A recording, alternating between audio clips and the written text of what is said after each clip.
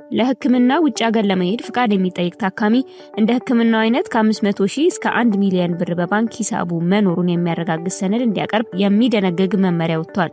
የኢትዮጵያ ጤና ሚኒስቴር ወደ ውጭ ሀገር ሄደው ለሚታከሙ ዜጎች ጥራት ያለው ደህንነቱ የተጠበቀ ክብራቸውን የሚመጥን የህክምና አገልግሎት እንዲያገኙ ያስችላል ያለውን የውጭ ሀገር የህክምና አገልግሎት ቅብብሎች ስርዓት ማስፈጸሚያ መመሪያ ቁጥር 1128/2018 አውጥቷል።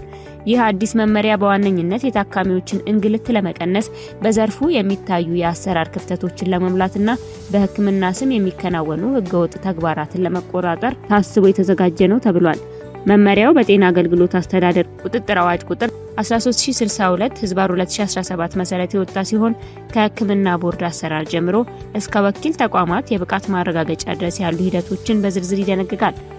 ማንኛውም ታካሚ ያጋጠመው የጤና ችግር ከሀገሪቱ የጤና አገልግሎት ደረጃ በላይ ከሆነ ከሀገር ውጭ እንዲታከም በህክምና ቦርድ የጸደቀ የህክምና ማስረጃና የሚኒስቴሩ ፍቃድ ማግኘት አለበት። በመመሪያው መሰረት አንድ ታካሚ ወደ ውጭ ሀገር ሄዶ እንዲታከም የሚፈቀድለት የሚፈለገውን የህክምና አይነት በሀገር ውስጥ የማይሰጥ መሆኑ፣ ለምርመራ የናሙና ዝውውር የማይቻል መሆኑን፣ በከፍተኛ ወረፋ ምክንያት የታካሚው ህይወት አደጋ ላይ የሚወድቅ መሆኑ ወይም ለክትትል የሚሄድ መሆኑን በሚመለከተው አካል ወይም በህክምና ቦርድ ሲረጋገጥ ብቻ ነው። ይህን ውሳኔ የሚሰጠው የህክምና ቦርድ በሆስፒታሉ ሜዲካል ዳይሬክተር የሚመራና ከ3 እስከ 5 አባላት ያሉት ሆኖ በየሳምንቱ እየተሰበሰበ ውሳኔ እንደሚያስተላልፍ በመመሪያው ላይ ተመላክቷል። የውጭ ሀገር ህክምና አገልግሎት ለማግኘት መሟላት ስለሚገባቸው ማስረጃዎች መመሪያው በግልጽ ያስቀመጠ ሲሆን በውጭ ሀገር የህክምና አገልግሎት ለማግኘት ከሚኒስቴሩ ፍቃድ የሚጠይቅ ታካሚ የሚከተሉትን ሰነዶች ማቅረብ አለበት።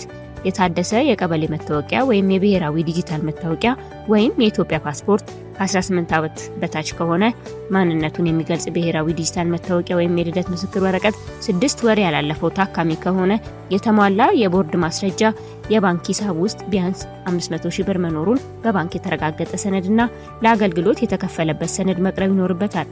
ለንቅለ ተከላ ህክምና ከሚኒስቴሩ ፈቃድ የሚጠይቅ ታካሚ ደግሞ የሚከተሉትን ሰነዶች አሟልቶ ማቅረብ አለበት። በሚመለከተው አካል በተቀባይና በለጋሽ መካከል የተዋዋሉበት የሰነድ ማስረጃ፣ የለጋሽ የጤና ምርመራ ማስረጃና የባንክ አካውንት ውስጥ ቢያንስ 1 ሚሊዮን ብር መኖሩ በባንክ የተረጋገጠ ሰነድ ሊኖር ይገባል። ለህክምና የሚያስፈልገው ወጪ በተመለከተ የታካሚው የህክምና ወጪ በሚሰራበት ተቋም በኩል የሚሸፈን ከሆነ ተቋሙ የህክምና ወጪውን የሚሸፍን ስለመሆኑ ለሚኒስቴሩ የተጻፈ ደብዳቤ ማስገባት ይኖርበታል። በውጭ ሀገር በሚኖሩ ሰዎች የሚሸፈን ከሆነ ለታካሚው የተላከ ቪዛ መኖር ይኖርበታል።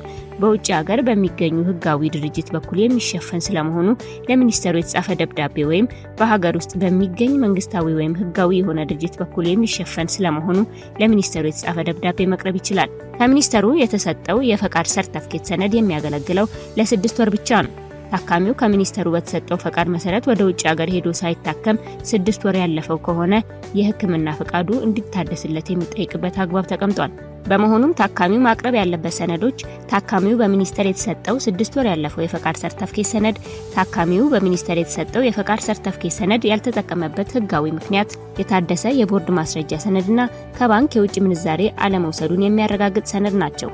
ከዚህ ውጪ ግን ለታካሚው ከሚኒስቴሩ የተሰጠው የፈቃድ ሰርተፍኬት ሰነድ ከጠፋ ሰነዱ መጥፋቱን የሚገልጽ ማስረጃ ከፖሊስ ማስረጃ በማቅረብ ከታካሚው ባሻገር ሚኒስቴሩ ባወጣው መመሪያ መሰረት እንደ ህመሙ ሁኔታ ከ1 እስከ 2 አስተማሚ የሚፈቀድለት ሁኔታ ተቀምጧል። በመመሪያው መሰረት ቦርዱ በውጭ ሀገር እንዲታከም ከተፈቀደለት ታካሚ ጋር የሚሄድ አንድ አስተማሚ መፍቀድ አለበት።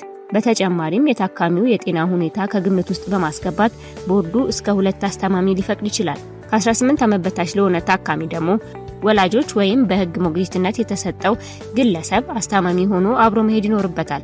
ሆኖም ከታካሚው ጋር አብሮ እንዲሄድ የተፈቀደለት አስተማሚ ከታካሚው ጋር አብሮ መሄድ አለመቻሉን የሚያስረዳ አሳማኝ የሆነ ማስረጃ ከሚመለከተው ህጋዊ ተቋም ካቀረበ ሚኒስቴሩ አስተማሚው እንዲቀየር ሊፈቅድ ይችላል።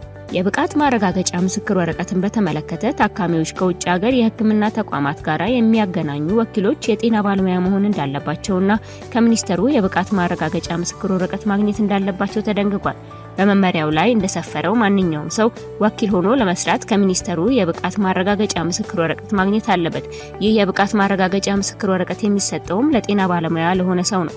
የብቃት ማረጋገጫ ምስክር ወረቀት ለማግኘት ጥያቄ የሚያቀርብ ማንኛውም ሰው ለዚሁ ዓላማ ሲባል የተዘጋጀውን የማመልከቻ ቅጽ በመሙላት በተጨማሪም የአመልካቹን ማንነት እና አድራሻ የሚገልጽ የታደሰ የቀበሌ መታወቂያ ወይም ብሔራዊ ዲጂታል መታወቂያ ወይም ፓስፖርት፣ የጤና ባለሙያ ስለመሆኑ የሚያሳይ የታደሰ የሙያ ፈቃድ፣ የአገልግሎት ክፍያ የከፈለበት ሰነድ፣ በውጭ ሀገር የሚገኘው የጤና ተቋም የስራ ፈቃድ ያለው ስለመሆኑ የሚያሳይ ማስረጃ፣ በኢትዮጵያ የውጭ ጉዳይ ሚኒስቴር በኩል የተረጋገጠ ማስረጃ ሰነድ፣ ለታካሚው በውጭ ሀገር የሕክምና አገልግሎት የሚሰጠው የጤና ተቋም በሀገር ውስጥ የተመዘገበ ህጋዊ ወኪል ስለመሆኑ የሚያሳይ ሰነድ፣ በውጭ ሀገር የሚገኘው የጤና ተቋም ለሚሰጠው አገልግሎት በኢትዮጵያ የውጭ ጉዳይ ሚኒስቴር በኩል የተረጋገጠ ዓለም አቀፍ የጥራት ሰርተፍኬት ማረጋገጫ ሰነድ ወይም ሀገር አቀፍ የጥራት ሰርተፍኬት ማረጋገጫ ሰነድና የውጭ ሀገር ህክምና ቅብብሎች በተመለከተ ከሚኒስተሩ ጋር የተፈራረመው የውል ስምምነት ሰነድ ማቅረብ ይኖርበታል። የብቃት ማረጋገጫ ምስክር ወረቀት ያለው ወኪል የብቃት ማረጋገጫ ምስክር ወረቀቱን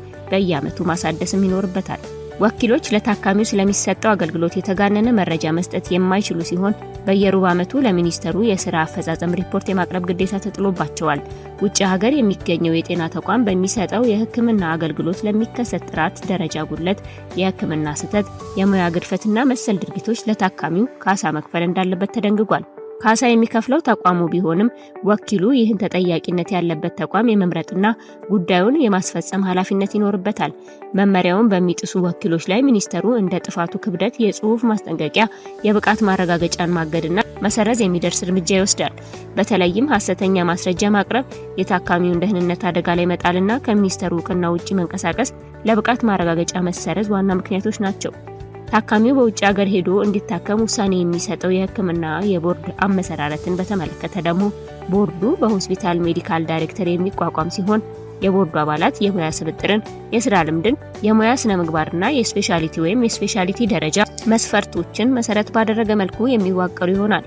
ቦርዱ በሳምንት አንድ ጊዜ የሚሰበሰብ ሲሆን አስፈላጊ ሆኖ ሲገኝ በሰብሳቢው ጥሪ ወይም ከአባላቱ 1/3 ስብሰባ እንዲያካሄድ ሲጠይቁ በማንኛውም ጊዜ ይሰበሰባል።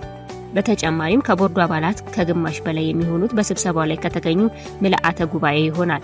ቦርዱ ውሳኔ የሚያስተላልፈው በድምጽ ብልጫ ቢሆንም ድምጽ እኩል በእኩል ከሆነ ሰብሳቢው ያለበት ወገን ሀሳብ የኮሚቴ ውሳኔ ሆኖ ያልፋል። አንድ የቦርድ አባል በሚከተሉ ምክንያቶች ከአባልነት ሊነሳ ይችላል። የጥቅም ግጭት ሲኖር፣ የጤና እክል ወይም የስነ ምግባር ጉድለት ሲያጋጥም፣ በወንጀል ተከሶ ከተፈረደበት፣ ከሚሰራበት ተቋም ከለቀቀ ወይም ያለምንም ፍቃድ ወይም አስቀድሞ ባለማሳወቅ ለ3 ተከታታይ ጊዜ የቦርድ መደበኛ ስብሰባዎች ላይ ቀሪ ሲሆንና በጽሁፍ ማስጠንቀቂያ ተሰጥቶት ሳያሻሽል ሲቀር ከአባልነት ይነሳል። በመመሪያው ላይ የሚኒስተሩ ተግባርና ኃላፊነቶች በግልጽ የተቀመጡ ሲሆን እነሱም ከሆስፒታልና ከቢሮ የተላከውን የቦርድ ማስረጃ ማረጋገጥ እንዲሁም ማጽደቅ፣ የውጭ ሀገር ህክምና ቅብብሎች የአሰራር ስርዓቶችን መዘርጋትና ተፈጻሚነቱን መከታተል እንዲሁም መገምገም፣ ለውጭ ሀገር ህክምና ቅብብሎች ማስፈጸሚያነት የሚውል ቅጾችን ማዘጋጀትና ለሚመለከታቸው ሆስፒታሎች ማሰራጨት፣ ለወኪሉ የብቃት ማረጋገጫ ምስክር ወረቀት መስጠት፣ ማገድ፣ ማደስ፣ መሰረዝ፣ በውጭ ሀገር የህክምና አገልግሎት የሚሰጠውን የጤና ተቋም እንደ አስፈላጊነቱ ያለበትን ሁኔታ በአካል በመገኘት ማረጋገጥ፣ የብሔራዊ የህክምና አገልግሎትን የሚዘረዝር መረጃ ቋት ማዘጋጀት፣ ለሚመለከታቸው አካላት ተደራሽ ማድረግ፣ ከውጭ ሀገር ህክምና የፈቃድ ሰርተፍኬት አሰጣጥ ጋር የተገናኙ ሌሎች ተያያዥ ተግባራትንም ማከናወን ናቸው። ይህ መመሪያ በፍትህ ሚኒስቴር ተመዝግቦ መጽደቁን ጤና ሚኒስቴር ለሴክፋ ኢትዮጵያ አረጋግጧል።